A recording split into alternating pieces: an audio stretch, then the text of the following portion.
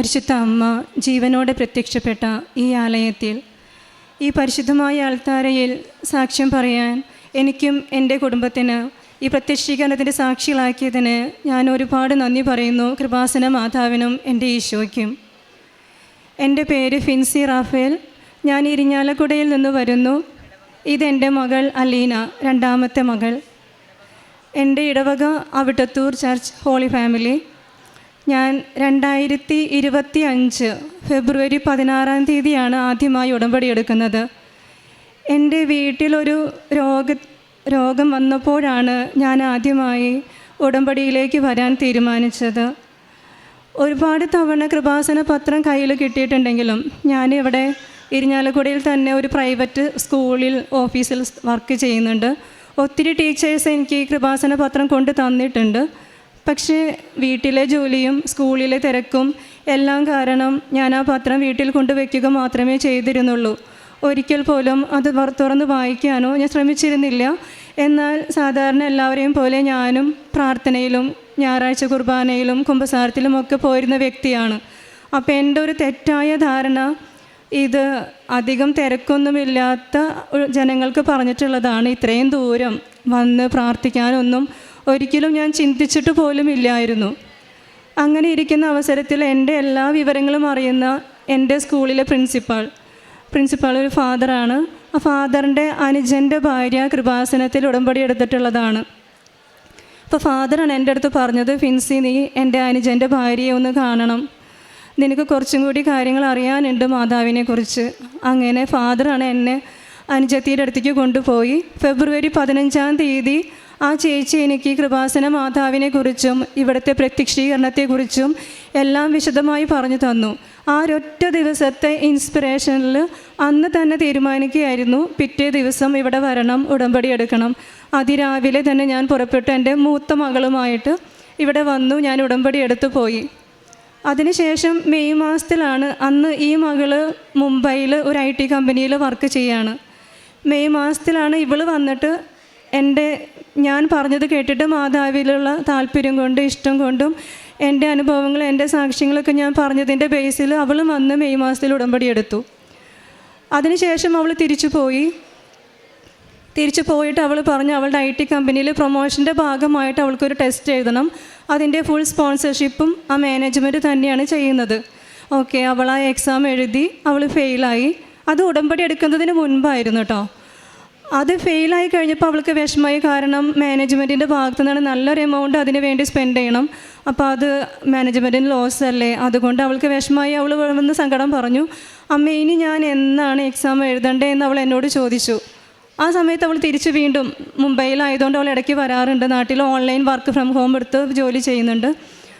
അപ്പോൾ അങ്ങനെ ഇരിക്കുമ്പോൾ ഞാൻ ഒക്ടോബർ മാസത്തിൽ ഒക്ടോബർ 1 ഞാൻ പള്ളിയിൽ പ്രാർത്ഥിക്കുന്ന വിശുദ്ധ ബലിയുടെ സമയത്ത് ഞാൻ പ്രാർത്ഥിക്കുമ്പോൾ മാതാവിനോട് ഞാനിങ്ങനെ അപേക്ഷിച്ചു, മാതാവേ എന്നാണ് മകൾക്കൊരു ടെസ്റ്റിന് എഴുതിയിട്ട് ഒരു ഡേറ്റ് എടുക്കണ്ടേ. അപ്പോൾ എൻ്റെ മനസ്സിലേക്ക് ഒക്ടോബർ 8 എന്നൊരു ഡേറ്റ് വന്നു. അന്ന് തന്നെ ഞാൻ പള്ളിയിൽ നിന്ന് തിരിച്ചു വരുമ്പോൾ മോളോട് പറഞ്ഞു, മോളെ ഒക്ടോബർ 8 എന്നൊരു ഡേറ്റ് മാതാവ് കാണിച്ചു തരുന്നുണ്ട്, നീ ആ ഡേറ്റിലാണ് എക്സാം എഴുതേണ്ടത്. ഇനി തുടർന്നുണ്ടായത് എൻ്റെ മകൾ പറയും. മാതാവിന് ഈശോയ്ക്ക് ഒരുപാട് നന്ദി. എൻ്റെ പേര് അലീന. ഞാനിപ്പോൾ മുംബൈയിൽ നിന്ന് മാറി ബാംഗ്ലൂർ IT കമ്പനിയിലാണ് വർക്ക് ചെയ്യുന്നത്. അപ്പോൾ അന്ന് എക്സാം ഞാൻ ഒരു വട്ടം ഫെയിലായപ്പോൾ പിന്നെ എനിക്ക് അറ്റൻഡ് ചെയ്യാൻ ഭയങ്കര പേടിയായിരുന്നു. അമ്മ ഇപ്പോഴും സാക്ഷിയും അച്ഛൻ്റെ ടോക്കൊക്കെ കാണുമ്പോൾ അമ്മ എല്ലാം വന്ന് ഷെയർ ചെയ്യും. അപ്പോൾ അങ്ങനെ അമ്മ ത്രൂ ആണ് ഞാൻ കൃപാസനത്തിലേക്ക് വന്ന് ഉടമ്പടി എടുക്കുന്നത്. ഉടമ്പടി എടുത്ത് ഞാൻ എക്സാമിന് അമ്മ ഒക്ടോബർ 8 അമ്മയ്ക്ക് ഒരുപാട് പ്രാർത്ഥിച്ച് കിട്ടിയ ഡേറ്റ് ആണല്ലോ. അന്ന് ഞാൻ എക്സാം സ്കെഡ്യൂൾ ചെയ്തു. പക്ഷെ അതിന് ശേഷം അറിയുന്നത് വീട്ടിൽ അമ്മാമ്മ പ്രായമായിട്ടിരിക്കുകയാണ്. അമ്മാമ്മയ്ക്ക് കുമ്പസരിപ്പിക്കാനും വിശുദ്ധ കുർബാന കൊടുക്കാനും അച്ഛൻ അന്ന് വരുന്നു. അതിന് ശേഷമാണ് അറിയുന്നത്. അപ്പോൾ എനിക്ക് ടെൻഷനായി, വീട്ടിൽ ആരും ഉണ്ടാവില്ലല്ലോ, ഒറ്റയ്ക്കായിരിക്കുമല്ലോ അമ്മാമ്മ, അപ്പോൾ എന്താ ചെയ്യാമെന്നുള്ള. കാരണം അന്ന് എക്സാമിൻ്റെ സമയത്ത് എനിക്ക് എണീക്കാൻ പറ്റില്ല. ഫുള്ളി പ്രോക്ടേഡ് ആയിട്ടുള്ള മൈക്രോസോഫ്റ്റിൻ്റെ ക്യാമറ ഒക്കെ ഓണാക്കിയിട്ടുള്ള സീരിയസ് എക്സാമാണ്. നമുക്ക് എണീക്കാൻ പറ്റില്ല അവിടുന്ന്. അപ്പോൾ എന്തായാലും അമ്മയുടെ അടുത്ത് ഞാൻ മാറ്റിയാലോ എന്നൊരു സജഷൻ വെച്ചെങ്കിൽ അമ്മ പറഞ്ഞു, മാറ്റണ്ട, എല്ലാം ദൈവത്തിൻ്റെ തീരുമാനം പോലെ ആവട്ടെ, ദൈവഹിത അതാണെങ്കിൽ നടക്കട്ടെ, രണ്ടും നമ്മളായിട്ട് തിരഞ്ഞെടുത്തല്ലല്ലോ, നമുക്ക് ഇങ്ങോട്ട് കിട്ടിയ ഡേറ്റ് അല്ലേ എന്ന് പറഞ്ഞ് ഞാൻ ഓക്കെ എന്ന് പറഞ്ഞ് ഇങ്ങനെ ഞാൻ എക്സാമിന് പ്രിപ്പയർ ചെയ്തു. എക്സാമിൻ്റെ അന്ന് എനിക്ക് റൂമിലെങ്ങും വൈഫൈയോ നെറ്റ് ഒന്നും കിട്ടണുണ്ടായിരുന്നില്ല. അപ്പോൾ എനിക്ക് വേറൊരു ഓപ്ഷനില്ല, ഹാളിൽ തന്നെ ഇരുന്ന് എക്സാം എഴുതണം. അപ്പോൾ ഹാളിലൊരു കോർണറിൽ ഞാൻ എക്സാം എഴുതാൻ സ്റ്റാർട്ട് ചെയ്തു. അപ്പോൾ അച്ഛനെ കാത്തിരുന്ന് വരാണ്ടായി. അച്ഛൻ വരാതായപ്പോൾ അമ്മാമ്മ പോയി എന്ന് കിടന്നു. അപ്പോൾ ഞാൻ എക്സാം ഓണാക്കി വെച്ച് സ്റ്റാർട്ട് ചെയ്തപ്പോൾ ഞാൻ കണ്ടു അച്ഛൻ്റെ കാറ് വരുന്നത് ഞാൻ കണ്ടു. അപ്പോൾ അമ്മാമ്മയാണെങ്കിൽ അത് അറിഞ്ഞിട്ടില്ല, അമ്മാമ്മ കിടക്കുക തന്നെയാണ്. അപ്പോൾ എനിക്ക് ഭയങ്കര ടെൻഷനായി. കാരണം അച്ഛൻ ഈശോനെ കൊണ്ടാണ് വീട്ടിലേക്ക് വരണത്. ഈശോ വീട്ടിലേക്ക് വരുമ്പോൾ എങ്ങനെയാണ് ഞാൻ ഇവിടെ നിന്ന് എണീക്കാതിരിക്കുക? എനിക്കാണെങ്കിൽ എക്സാമിൽ നിന്ന് എണീച്ച് ഞാൻ എക്സാം ക്യാൻസലാവും. വീണ്ടും ഒരുപാട് പൈസയുള്ള കമ്പനി സ്പോൺസർ ചെയ്യുന്ന എക്സാമാണ്. വീണ്ടും ലോസായാൽ നമ്മളതിനൊക്കെ ആൻസർ ചെയ്യണം കമ്പനിയുടെ അടുത്ത്. അപ്പോൾ ഞാൻ പെട്ടെന്ന് ഒന്ന് കണ്ണടച്ച് പ്രാർത്ഥിച്ച് ഞാൻ നോക്കിയപ്പോൾ ഒരു ഓപ്ഷൻ ഉണ്ട്, ടേക്ക് എ ബ്രേക്ക് എന്ന് പറഞ്ഞൊരു ഓപ്ഷൻ ഉണ്ട്. ഞാൻ കൂടുതലൊന്നും വായിച്ചില്ല, അത് വേഗം ഓപ്ഷൻ എനേബിൾ ചെയ്തിട്ട് ഞാൻ അവിടെ നിന്ന് എണീറ്റ് വേഗം ചെന്ന് അച്ഛന് സ്തുതി കൊടുത്ത് ഈശോനെ വീട്ടിലേക്ക് കൊണ്ടുവന്നു. അച്ഛന് അമ്മാമ്മയുടെ അടുത്തേക്കുള്ള വഴി കാണിച്ചു കൊടുത്തു. അപ്പോൾ അച്ഛൻ പറഞ്ഞു, നീ പോയി എക്സാം എഴുതിക്കോ, കണ്ടിന്യൂ ചെയ്തോന്നാണ് അച്ഛൻ പ്രാർത്ഥിച്ച് വിട്ടു. അങ്ങനെ ഞാൻ വീണ്ടും ഓരോ ക്വസ്റ്റ്യൻ ഞാൻ എടുക്കുമ്പോഴും പ്രാർത്ഥിച്ച് ഞാൻ ഉപ്പിട്ടിട്ടാണ് എക്സാം തുടങ്ങിയത് തന്നെ. ഞാൻ വിഷവസ്തുക്കൾ ഉപയോഗിച്ചിട്ടാണ് എക്സാം തുടങ്ങിയത്. അങ്ങനെ ഞാൻ ഓൾറെഡി 60 ക്വസ്റ്റ്യൻസിൽ 40 ക്വസ്റ്റ്യൻ അറ്റൻഡ് ചെയ്തിട്ടുണ്ടായിരുന്നു. ഞാനെങ്ങനെ എക്സാം അറ്റൻഡ് ചെയ്യാനായിട്ട് പോയപ്പോഴാണ് മനസ്സിലായത് ഞാൻ അറ്റൻഡ് ചെയ്ത 40 ക്വസ്റ്റ്യനും എനിക്കിനി റീവിസിറ്റ് ചെയ്യാൻ പറ്റില്ല, അതിൽ ഫുള്ള് ലോക്കായി. അപ്പോൾ എനിക്കാണെങ്കിൽ ഓൾറെഡി നല്ല കൺഫ്യൂഷൻ ഉണ്ടായിരുന്നു. ഓരോ ക്വസ്റ്റ്യൻ നല്ല പാടായിരുന്നു. ഒന്നും ഞാൻ പഠിച്ചതുപോലെ ഭയങ്കര ട്രിക്കി ആയിരുന്നു ക്വസ്റ്റ്യൻസ്. അപ്പോൾ എനിക്ക് ഓരോന്ന് ഞാൻ പ്രാർത്ഥിച്ച് ചെയ്യുന്നതുകൊണ്ട് എന്താവുമെന്ന് അറിയില്ല. അപ്പോൾ പിന്നെ എനിക്ക് റീവിസിറ്റ് ചെയ്യാനും പറ്റാത്ത അവസ്ഥയായി. അപ്പോൾ ബാക്കിയുള്ള 20 ക്വസ്റ്റ്യൻ എനിക്ക് ഭയങ്കര ക്രിട്ടിക്കലായിരുന്നു. അപ്പോൾ അതെനിക്കറിയാം ഞാൻ ഒരെണ്ണം തെറ്റിച്ചാൽ അത് ഫെയിലാവുന്നു. പക്ഷേ ഞാൻ ഓരോന്നും ഭയങ്കരമായിട്ട് പ്രാർത്ഥിച്ച് ഓരോ ക്വസ്റ്റ്യൻ ആൻസർ ചെയ്തു. അങ്ങനെ എക്സാം എഴുതിയ ഉടനെ തന്നെ കംപ്ലീറ്റ് ആകുമ്പോൾ നമുക്ക് റിസൾട്ട് വരും. അങ്ങനെ എക്സാം കംപ്ലീറ്റ് ആയപ്പോൾ റിസൾട്ട് വന്നു. എനിക്ക് ഭയങ്കര പേടിയായിരുന്നു നോക്കാൻ. പക്ഷെ ഞാനത് പാസ്സായതും ഭയങ്കര ഒരു 3-4 മാർക്കിന് ഞാൻ പാസ്സായത്. അപ്പോൾ ഞാൻ ഓർക്കായിരുന്നു ആ 20 ക്വസ്റ്റ്യനിലൊരു ക്വസ്റ്റ്യൻ തെറ്റിയെങ്കിൽ വീണ്ടും ഞാൻ ഫെയിലാവുമായിരുന്നു. ഓരോ ക്വസ്റ്റ്യനും എനിക്ക് ശരിക്കും ഉറപ്പുണ്ട് എൻ്റെ കഴിവുകൊണ്ടോ ഞാൻ പഠിച്ച ക്വസ്റ്റ്യൻസ് ഒന്നുമല്ല വന്നത്, ഒക്കെ എനിക്ക് ദൈവാനുഗ്രഹം കൊണ്ട് കൃപ കൊണ്ട് കിട്ടിയതാണ് ഇതൊക്കെ. അങ്ങനെ ആ എക്സാം മൈക്രോസോഫ്റ്റിൻ്റെ ഞാൻ ക്ലിയർ ചെയ്തു. അത് കഴിഞ്ഞ് ഞാൻ തിരിച്ച് ബാംഗ്ലൂർക്ക് പോയി. അവിടെ വെച്ച് എനിക്ക് വീണ്ടും ഒരു എക്സാം എടുക്കേണ്ടി വരാണ്. അത് ഡേറ്റ് കിട്ടിയത് ഒക്ടോബർ 25 അഖണ്ഡ ജപമാല നടക്കണ അന്നാണ്. അതും ഒരുപാട് പ്രാർത്ഥിച്ച് രാവിലെ 8 മണിക്ക് ഞാൻ എക്സാം എടുത്തു. അതും ഞാൻ പാസ്സായി. ഒരുപാട് ദൈവാനുഗ്രഹം എനിക്കിങ്ങനെ എന്നെ ഉള്ളം കയ്യിൽ കൊണ്ട് നടക്കണ പോലെ എനിക്ക് തോന്നുന്നു. ഓരോ കാര്യത്തിനും ഭയങ്കര സപ്പോർട്ടും കൂടെ ഉണ്ടെന്നുള്ള ഭയങ്കര ഒരു വിശ്വാസമൊക്കെ നമുക്ക് എപ്പോഴും ഫീൽ ചെയ്യുമായിരുന്നു. അങ്ങനെ ഞാൻ തിരിച്ചു വന്നു. സാക്ഷ്യം പറയാൻ വന്നപ്പോൾ സിസ്റ്റർ പറഞ്ഞു, നീ വെയിറ്റ് ചെയ്യ്, നീ അടുത്ത പ്രാവശ്യം പുതുക്കാൻ വരണവരെ നീ വെയിറ്റ് ചെയ്യ്, അപ്പോൾ കുറച്ചുകൂടി കഴിഞ്ഞിട്ട് പറയാമെന്ന് പറഞ്ഞ് സിസ്റ്റർ എന്നെ പറഞ്ഞു. അത് ആക്ച്വലി നല്ലതാണെന്ന് തോന്നുന്നു. കാരണം ഞാൻ നിയോഗത്തിൽ വെച്ച ഒരു നിയോഗം ഉണ്ടായിരുന്നു, എനിക്ക് ജോലി മാറണതിനെ പറ്റി. ഇപ്പോൾ എനിക്ക് ഫെബ്രുവരി മാസം 27 വേറൊരു ബിഗ് 4 കമ്പനിയിൽ നിന്ന് തന്നെ ഒരു ഓഫർ ലെറ്റർ വന്നു. ഇപ്പോൾ ഞാൻ നോട്ടീസ് പീരീഡിലാണ്. ഇതൊക്കെ എനിക്ക് ഒന്നും എൻ്റെ കഴിവുകൊണ്ടല്ല, ഒക്കെ ദൈവകൃപ കൊണ്ട് കിട്ടിയതായിട്ട് എനിക്ക് നല്ല ബോധ്യമുണ്ട്. ഇതാണ് എൻ്റെ അനുഭവം. എന്നെ ഈ അനുഭവം പറയാൻ ഇവിടെ നിർത്തിയതിൽ എനിക്ക് അവസരം തന്നതിലൊക്കെ ഈശോനോടും മാതാവിനോടൊക്കെ ഒരുപാട് നന്ദി. ഒരുപാട് ഇഷ്ടമുണ്ട്, പ്രാർത്ഥിക്കാനും ഭയങ്കര ഇഷ്ടമുണ്ട്. കാരുണ്യപ്രവർത്തികളായിട്ട് ഞാൻ എൻ്റെ സാലറിയിൽ നിന്ന് ഒരു വിഹിതം ഒരുപാട് സ്ട്രഗിൾ ചെയ്യുന്ന ഒരു ഫാമിലി ഉണ്ട്, അവർക്ക് കൊടുക്കുമായിരുന്നു. തുടർന്നും എൻ്റെ സാലറിയുടെ ഒരു വിഹിതം കൊടുക്കുക തന്നെ ചെയ്യും. പിന്നെ പ്രേക്ഷിത പ്രവർത്തനമായിട്ട് ഡെയിലി ബ്രെഡൊക്കെ ഞാൻ വാട്സപ്പ് സ്റ്റാറ്റസ് ഇടും. പിന്നെ ഞാൻ പേപ്പർ മേടിച്ചത് ഞാൻ ബാംഗ്ലൂർ ആയതുകൊണ്ട് കന്നഡ ആണ് ഞാൻ 2 കെട്ട് മേടിച്ചത്. അതൊക്കെ ഞാൻ നടന്നു കൊടുത്തു.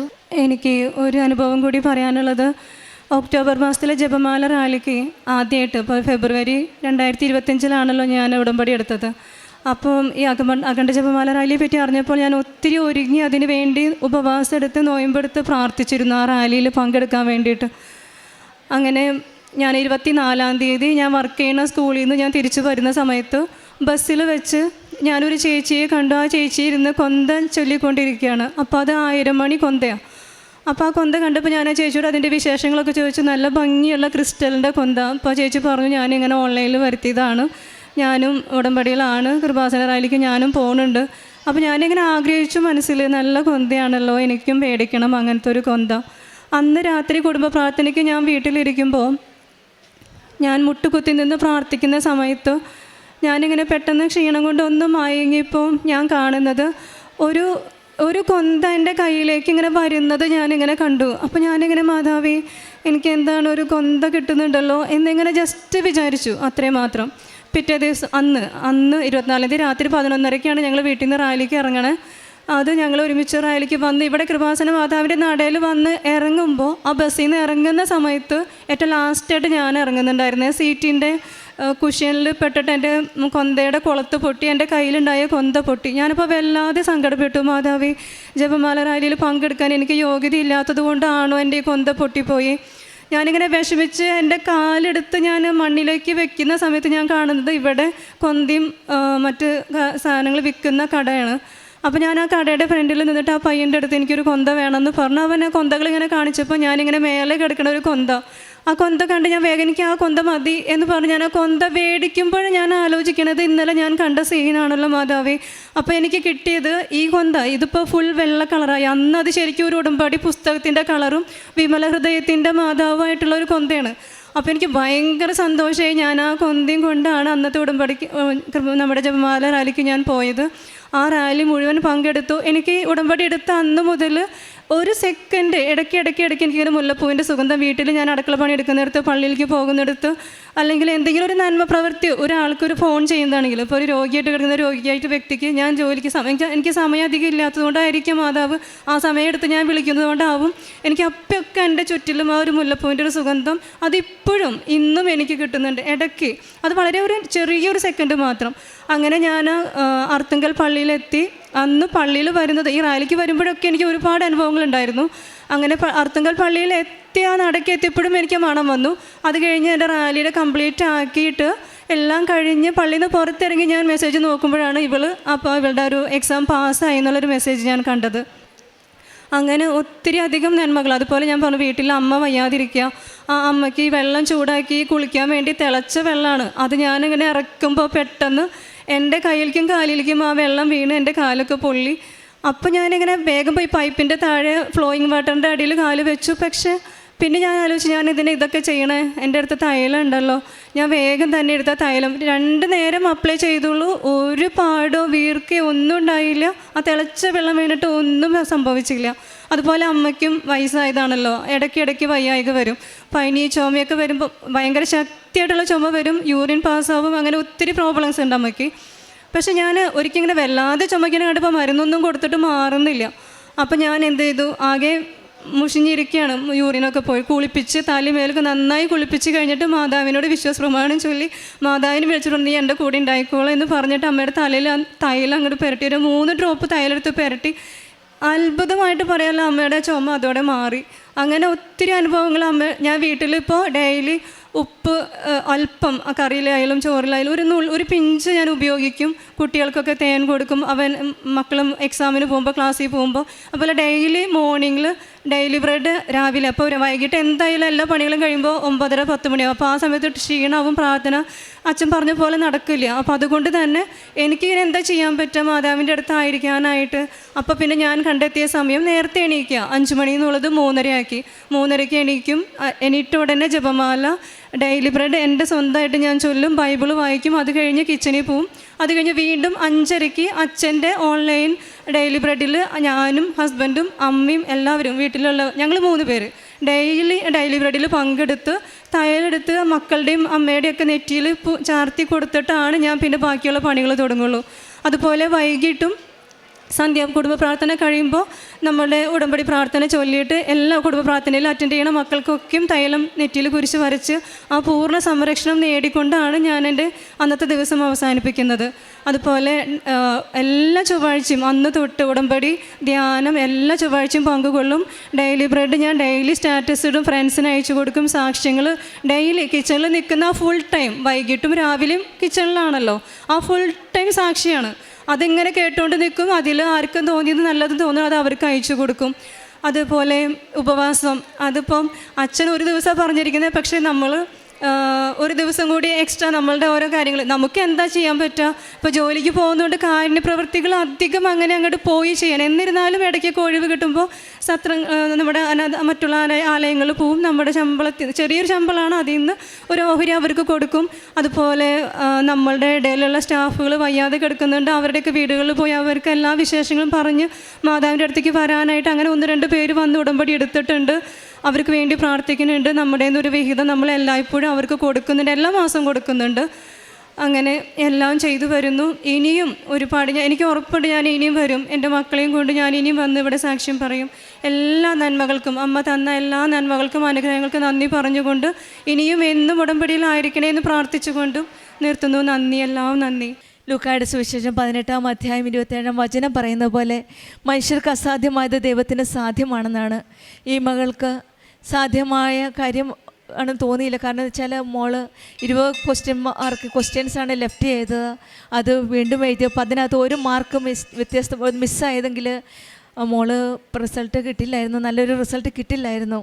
ദൈവം നമ്മുടെ കൂടെ ഉണ്ടെങ്കിൽ നമുക്ക് അസാധ്യമായ കാര്യങ്ങൾ സാധ്യമാക്കി തരുന്ന ദൈവമാണ്. സമയത്തിൻ്റെ മേൽ അധികാരമുള്ള അമ്മയാണ് കൂടെയുള്ളത്.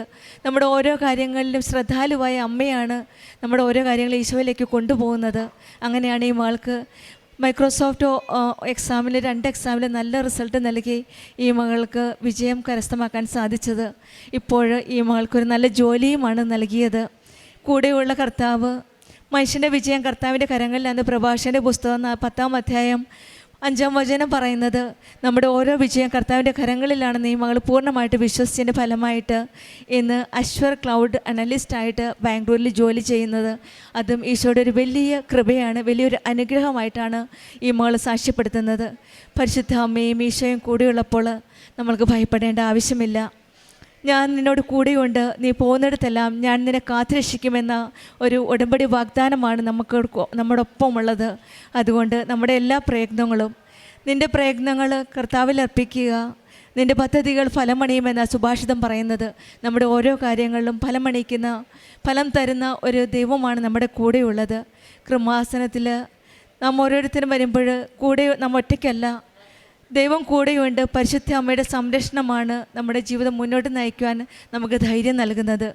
പരിശുദ്ധ അമ്മ നമ്മെ ഈ ദൈവ സാന്നിധ്യത്തിൻ്റെ ദൈവാനുഭവത്തിലേക്ക് നമ്മെ നയിക്കട്ടെ എന്ന് പ്രാർത്ഥിച്ചുകൊണ്ടും ഫ്രണ്ട്സിക്കും അലീനയ്ക്കും കുടുംബത്തിനും ലഭിച്ച എല്ലാ അനുഗ്രഹങ്ങൾക്കും നമ്മൾക്ക് കരങ്ങളടിച്ച് ദൈവത്തെ മഹത്വപ്പെടുത്താം.